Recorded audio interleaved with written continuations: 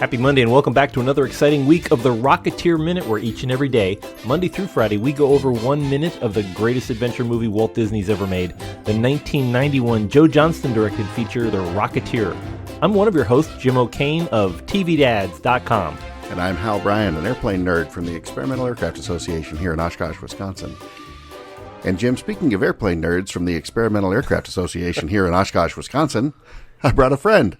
Hooray. I'd like to introduce Alden Frautschy. So I've known Alden for several years now. He's just graduated here from the University of Oshkosh, or University of Wisconsin Oshkosh, with a film, radio, and TV major. He's currently interning for us in our video production department. And in fact, at the time we're recording this, he and I just yesterday were collaborating on an old-time radio project to tie into the Charles Lindbergh anniversary. So we're up to all sorts of no good. Perhaps most importantly, Alden is as big a Rocketeer fan as I've ever met, and I'm looking in the mirror when I say that. So, Alden Frautschy, welcome. Thank you. Pleasure to be here.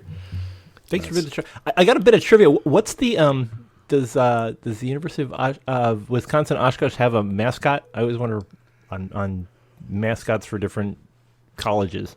Yeah, we're the Titans. The Titans. Oh, okay, Titans. Cool. Wow. Now I'm picturing Harry Hamlin, and somebody's got to do that minute movie. Yeah, no kidding. And the mechanical owl. Oh. I call getting interviewing Ursula Andress, but anyway, we're in we've got a different movie here, The Rocketeer, and we're 66 minutes in already. Gosh, I know we keep doing these shows, and I can just look at a giant list in front of me while we're recording this, but it just feels like we did maybe 10 or 15 of them, and I think 66. This is woof. It is amazing. It feels like we're just getting started, and I have a feeling by episode 107, we're going to start to feel like we know how to do these. Yeah, Finally get it. We'll hit our stride, and then closing credits. Yeah, we'll have to go over and do them all again just to make sure that they're right. Yes. But we're still in the South Seas Club, and Neville is just working his charms on pumping Jenny for information. And he's just acted super suave and sophisticated and stuff with his purple tuxedo and what looks like a mint leaf on his lapel. Yeah, it does look like his corsage might just be a sprig of mint, because you never know when there might be a mojito emergency. Yeah, well, it hides the smell of the chloroform bottle. Yeah, yes, it does. That's when you got a jacket full of ether. And of course, we're still hearing Melora Hardin's "When You're Alone" playing out in the background, and boy, how much fun it was to have her on for a couple of episodes. My gosh, yeah, she's incredible, and she's very proud of this movie, which is it's nice to everybody that we seem to have bumped into with this movie also just loves it. It all holds a special place in their memory, which is nice. We haven't checked with Jennifer Connelly yet, so hopefully sometime in the future we'll find out her opinions on the whole thing. Or at the very least, as we have said more than once, a cease and desist letter suitable for framing. Yes. There's a big goal. Someday. So Alden, with your recent graduation, maybe we might even share a picture. We might add this to your bio for the guest thing. But could you tell everybody quickly about the mortarboard on your hat that you wore when you graduated? Oh, sure. So I with everybody. Well over 1,000 people graduating just in my school alone, in the School of Business, I think. I don't remember what it was. But because there were so many of us, we're all in black, it's kind of hard to spot who you are, so we all decorate our mortarboards, of course. So on mine, I have a piece of Rocketeer artwork that I then threw into Photoshop, and with a little help from my dad, the two of us matched the font as best we could, so it says, "Go get 'em, kid." Which, spoilers, comes later in the movie, of course, and is probably one of my favorite moments in the film with Eddie. And so it just seemed so appropriate rocketing out of college and going into the real world to go get a big boy job to have a Rocketeer reference. Go get a big boy job. And of course, we hear that line in our closing theme every episode. So you haven't spoiled the film, just the ending of this episode. So I wouldn't worry too much about that. This is a big and unfair question, but as we dive in, and we'll kind of check in and out of this minute, but as we're getting as our audience getting to know you a little bit, what is it you like about this movie? And Jim and I will each light a cigar and put our feet up. And It's the sense of fun and adventure in it, especially being a comic book movie. And even in the era this movie came from in the early 90s, comic book movies were starting to get kind of dark and gritty, even when the world wasn't necessarily dark and gritty.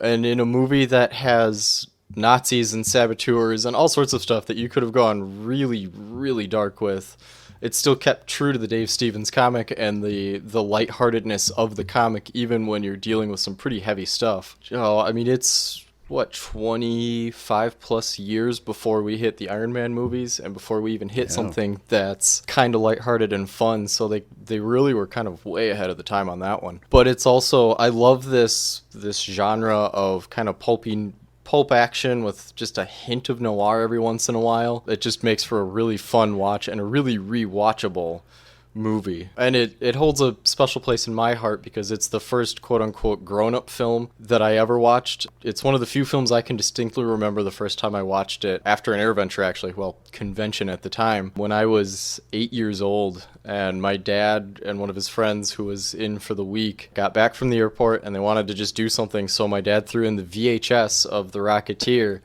And for the first time let me watch the movie with him and his friend Howard. And from that moment on, I fell in love with the movie, and it rapidly became one of my all-time favorites, to the point that I now own it on everything except for an original film print. And if I ever make the money and find one, I'll probably own that too, just to have it. The Laserdisc is we do know is some currently people. hanging on my We know wall some people. because I don't own a Laserdisc player, but I framed it like you would a piece of vinyl. Wow. For those that don't know, a Laserdisc is like a gigantic DVD. So it's big and shiny and silver. And also, Alden mentioned so AirVenture and convention. Just to point out, as we have said before, so I work at EAA here in Oshkosh, and we put on what's known as the world's greatest aviation celebration. That's our tagline anyway. The biggest aviation event in the world. And you're doing that right now. Yeah, and I was just going to say that when this episode airs, Alden and I are, we're hardcore. We're in the 18-hour days and... handing out snow cones and exactly, yes. I'm spreading the pixie dust on the tilt-a-whirl. telling people where to park. Yeah, you name it. Flying in the air show, sure, why not? Hang on. Alden and I will be chewing a lot of the same dirt when this comes out. Our paths will cross a lot as we work on telling the stories of the event as it goes on. So. But EAA.org, just to make sure people know where to find all that stuff. Wow. We're still sitting at that little table, and we're getting the little. We're supposed to fall in love with Billy here at this point, right? With Clifford, we find out what sides of Cliff that Jenny liked. That he was always very sweet, and that he did these little things. He gave her like a little charm bracelet, or at least charms for her charm bracelet. You might want to explain a little bit what charm bracelets are. They're kind of fallen out of use now. They're that age is I forgot Pandora. Pandora's a pretty similar model, similar concept. But it was funny. I didn't realize these were as old as they were. They go back to like 600 BC. And, so prior to that, there were sort of superstitious amulets and things like that you could kind of call, but the actual idea of the bracelets goes back to the Persians and all of that. And something else I thought was interesting was that as they're sort of cyclical, when Queen Victoria came along, who you don't picture, I don't immediately think of sort of fun little baubles when I think of Queen Victoria. I think of the royal we and everything sort of upright and very stead, but she was very much into charm bracelets, and she would wear them, she would give them as gifts. A little bit creepily, when Prince Albert died, she made some charms out of locks of his hair. So you do with that what you will. Probably. Well, she also named a province in Canada after him. So. Well, that's true. It's it's a modest little honor, but yeah. No. And then in 1889, when Tiffany and company came around with their little signature heart charm that, sort of set it in everybody's mind. I love a couple of things about this charm bracelet scene. Number one, for some reason, there's something that entertains me about Jennifer Connelly's. To me, it's an accent, the way she says oranges. And I don't know if that's, I don't know if that's any kind of a regional thing. I would say orange, but she says orange. Just the way that, you've got Neville Sinclair there, who could buy her an orange grove as a little souvenir of their date if he wanted. Yeah. He's looking, and he's trying to be so impressed by this modest little, I would guess at best it's probably silver plated. You just don't see Cliff Secord making all that much money, because he bought her the oranges, bought her that little stylized airplane we can just barely see. Although one day I hope to get a hope to get a better look at this, but who knows? I just realized I'm going to be very self-conscious now the next time I say orange because I grew up across the river from where Jenny grew up. Oh, interesting. I don't mean it'll be self-conscious. I I'm not know, saying she says it wrong, and anybody who sounds like that should probably be re-educated. I'm always fascinated by little bits of dialect and things like that. It is a great little bit. This is probably the wordiest part. I typed these summaries up for all the different minutes, and this is probably one of the wordiest parts of the whole movie. She's going back and forth, and he's talking, and she's talking, and it's a lot of exposition. Right. But it does let us know about what her background is. That she comes from an agricultural family, a very California family, growing oranges up in Redlands. And where is Redlands? Do you recall? I'm the California native, and but I left too early. It's not too far from San Bernardino. That's probably the easiest. So it's east of Los Angeles. So you could be out there growing oranges, and then 15, 20 years after this movie, you could go to the first McDonald's. Yes, waiting for I-10 to get built. So I'm sorry, you mean the 10? The 10. Yes, California. I'm obviously East Coasty.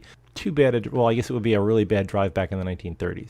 Interesting too. You talk about exposition, which being an important part of this minute. We find out that Crip was doing some cloth dusting, or if you prefer, Cliff was doing some crop dusting. Back when that was it was a fairly new thing that started. First time that I know of that it was done with a balloon. Then certainly by this time, by the late 30s, it was pretty prevalent. Starting in the 20s, they would have used Curtis Jenny. We see briefly in some of the Santa Maria airport scenes or at Chaplin Field, similar to Miss Mabel, but a bit smaller. And of course, by this time you're starting to see. Well, certainly right after World War II. This is 38 here. We're leading into World War II. After World War II is when you had all the Stearman biplanes that were surplused, and so many of those went on to careers for dusting and seeding crops and things. When did those? I see them a lot around here. The air tractors. When did they start coming around as a thing? The first.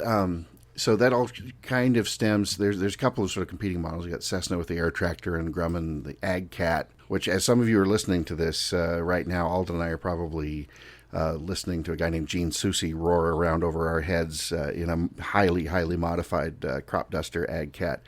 But spraying the crowd. I don't. No, he just uses harmless mineral oil smoke. But he does launch fireworks off the airplane for the night air show. But anyway, the Ag Cat came around in 1957, and that was. There was a couple of sort of purpose-built airplanes before that, but it was really the Ag Cat that says this is the standard and the model, and then you have things like the air tractor, the Piper Pawnee, things like that really became those very specific purpose-built platforms. And if you can't picture what an air tractor looks like, think of Dusty from the movie Planes. Yes, yeah, there were Dusty crop hopper. There is in the where I live in the DFW area. There's a fellow that tows a Geico banner every morning, and he has that thing at full throttle, dragging it across the sky. And I want to say about a year and a half ago, he had an engine failure over Interstate 20 and actually had to land in the median with dragging a giant the giant Geico banner behind him. I didn't understand why he didn't jettison it, but I guess it kind of helped him like the tail of a kite. It just kind of kept him upright while he was putting it down in the median. But yeah, you would sure think that the first thing you'd want to do would be to get rid of that. But yeah, it might not have been able to. I'm not sure if his power was out. But anyway, he was he survived, and he apparently got the tractor, the engine back working, and he's crawling through the sky. Well, he's not. Fortunately, today we'd probably be hearing him on my microphone. It's very loud. But an interesting career. And of course, now, starting in the last couple of years, we're seeing, unmanned aerial vehicles or systems or drones, if you prefer, starting to be used more and more for crop dusting. So I have a feeling that might be a dying art, which is it's a shame in a way because it does tend to breed some of the best stick and rudder pilots around. You imagine those crazy low altitudes and flying under power lines, doing these turns and these absolute precise coverages and things. But Immelman after Immelman. Yes, exactly, just back and forth and back and forth. Anyway, we're back in. We're still in the Rocketeer talking about. That's right, the Rockahoo. The Rockahoo, yeah. So this is when we get the intro, which was a very nice intro of Clifford as he shows up with his subtle way of telling Jenny they need to meet over by the big fish fountain. And He just said with a big piece of paper. And again, like I said offline before we started, I'm convinced if we simply send Timothy Dalton some soup, that he'll agree to be on the show. If nothing else, then another. I talk about bucket list items on here and on the show a lot. We've checked off a lot of them, but I would like Billy Campbell to bring me some soup someday. So Billy, the gauntlet is down. Tomato bisque, something simple. It's fine. Again, you think he would have learned with Jenny's last previous experience with soup. It doesn't seem to go very well. There's always something in her soup. There's a wheel of an airplane, thanks to Malcolm, or really Joe Johnston, who threw it. Now there's a note. And something we need to remember to ask Billy, and I don't think it's come up yet, Jim, is that Billy's handwriting? Did he write that? Yeah, I'm now convinced everything that we didn't see on screen is Joe Johnston. Right. That's kind of the effect. So we'll find out. He's probably doubling for Jenny as a hand model with the close-ups of her gloves. That's probably Joe Johnston. So anyway, but as I recall, Jim, we have a guest. Yes, we do. We get rambling. Off we go. As we're getting into this now, this next part of the dialogue that starts turning into a 1930s screwball comedy, and I could easily picture like Jean Arthur or somebody doing this sudden turn in the narrative where we go from all this exposition, and now it's turning into this thing where basically Jenny's beating up on Cliff subtly, and his ill-fitting waiter's jacket over a leather jacket, which I'll never understand. Other than the fact that we know that thing was so time-consuming to take off. Alden, have you ever worked food service by any chance? I don't know if you worked in the service industries like this, but no. All of my college jobs were either washing cars for the local Ford dealership here in town or retail. I spent most of my college career I spent working in a hobby shop. Oh, good man! Wow, congratulations! Wow. Yeah. I'm now. Yes, this is really jealous. Wow! My only food service comes at AirVenture on the south end of the field. The Vintage Aircraft Association does a pancake breakfast every morning. Which for a long time was done because there was no food down on that end. So if you were camping on the south end of the field, it was a real long walk for breakfast. So we started doing pancakes. So I volunteered flipping pancakes for an hour every morning. But that's about the extent of my food service knowledge. Wow. So no soup involved. That's good. No. Right. I'm still thinking back on this hobby. So was it like a full service hobby shop, and you had all the planes and trains and things? Yep. Yeah, we had a dirt oval racetrack in the back of the shop, and then on the second floor, on one side there was a slot car track that eventually gave way to a carpeted off-road track for RC cars, and then on the other side was a carpet oval which we could convert with PVC pipes and basically screw holes in the floor into a carpet road course then as well. For racing. Wow. And Alden's pretty avid, just airplane modeler in general. And every year in our museum we have this event called Family Flight Fest, and Alden and his dad set up 2 or 3 8-foot tables full of sort of free flight and indoor model airplanes and RC stuff. Alden, you fly the flying truck in the RC demos in there, which every year the kids just freak out. You're driving a truck around on the hangar floor, and then suddenly now it's flying magically. And then, but Alden, in your building world, I sort of track your progress like you build some kind of an airplane, then you build a GB, then you build a different kind of an airplane, then you build another GB. So there's a recurring theme there. Yes. Yeah. When I was again, Rocketeer, filtering back through my life. I love the GB. Delmar Benjamin, who used to fly at convention, and he flew other air shows as well, flew a GB R1 replica. I think it was an R2. Yeah. R2, yeah. And I absolutely fell in love with that airplane. I got to sit in it when I was a kid, and I was like, wow, you can't see anything out of here. It's like, a little grade school kid was like, yeah, it doesn't change much when you get into when you're my height too. I can't see anything either. I have an RC GB. My bookshelf is mostly full of little diecast toy GBs and all the Hallmark ornament GBs, and then there are 2 or 3 now free flight rubber powered free flight GBs as well that fly off of a rubber band in various shapes and sizes and models. It's just excellent.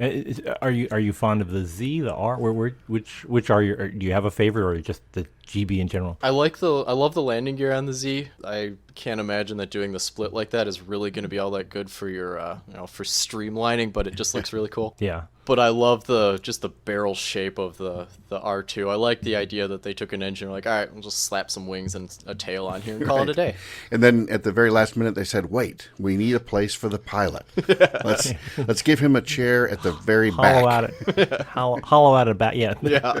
It's a beautiful plane. I mean, we've talked with Craig, who is terrified of a plane. He's like, if anybody, he knows how to play, and if he's afraid of it, it's just scary.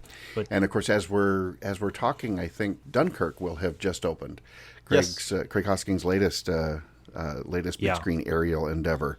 Oh, I didn't realize he was working on that. Yeah, he's doing all the shots with the Spitfires and the Bouchons and the Blenheim, and it just looks and gorgeous. it's nice knowing it's actual floor effects. I mean, these are actual mechanical effects rather than completely CGI. Yeah.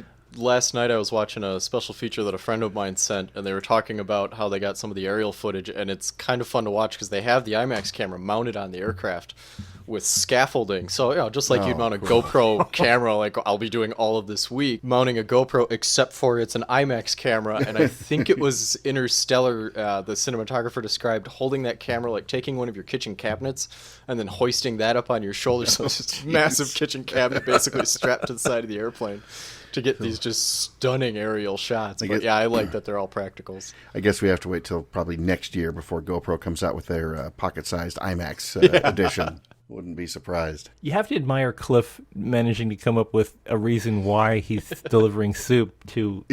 Yes, a fan sent it over.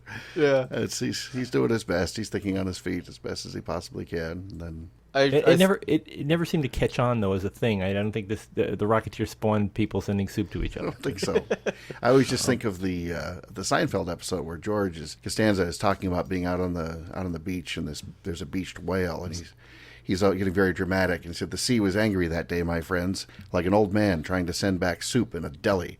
And everybody just frowns because nobody gets why that makes any sense at all. But George is proud of it, and he goes with it. I always enjoyed the fact too that you have Cliff trying to be very smooth about how he's trying to surreptitiously tell Jenny to go to the big fish, right, in front of James Bond. Yeah, exactly. Yeah. Yes, of all people. And Dalton is he is just the absolute definition of smooth, start to finish in this movie, except for maybe his very last scene, but no spoilers. Yeah, At the very last couple of seconds in this, I do like the pauses where Neville is trying to ascertain what exactly is going on with this waiter. And he says, have you worked here a long time? He's like, "Oh yeah, I served you last time." And they both kind of just look at each other. The way the minute finishes up, and they're just kind of like, And just before that, Jenny's line about it was very silly. He completely missed the runway. I don't know why the real pilots even let him fly. Man, I can tell you, that your blood is boiling at that point. There's some, you gotta fly real planes. Yeah, exactly. There's some things that about which you just don't pick on a pilot. She knows all of his pain points. That's the you can tell how long the relationship's been going. Exactly. When she knows exactly how to hurt him really badly. Stir that pot. Yes. And stir the note right into the soup. Yeah.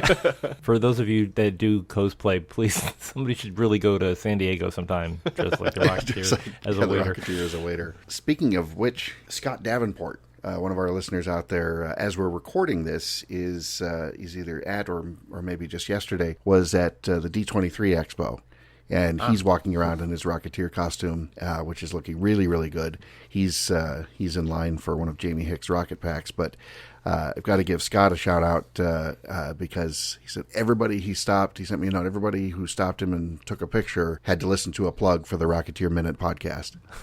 So our operatives are in effect. Yes, they are. We have minions out there, and they're very well dressed, and they're spreading the word. So I don't want to brag, here, Alden, but they've heard of us over at Disney D23.